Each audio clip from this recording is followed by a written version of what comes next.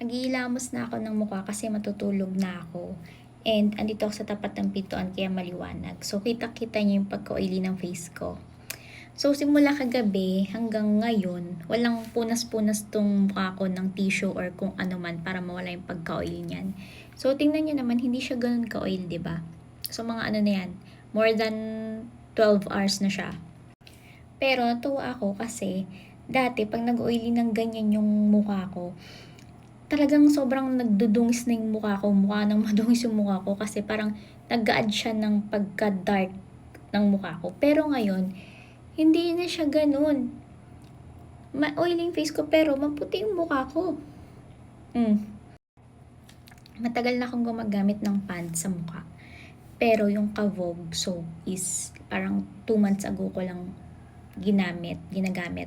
Tapos, yung Kavog soap kasi, siya na yung ginagamit ko kapag naliligo ako. Yun na yung sabon ko from face hanggang sa paa. Yun na yung sabon ko. Pero pag ganitong matutulog na ako, ang sabon ko is yung pants. So, tagal kong ginagamit yung pants, hindi naman ganyan yung effect sa mukha ko. So, feeling ko yung Kavog talaga, yung nagpaganyan ng pagmukha ko. Tapos, parang pumuti rin naman ako ng konti. Hindi naman ako maitim, hindi rin ako sobrang puti. Pero, parang,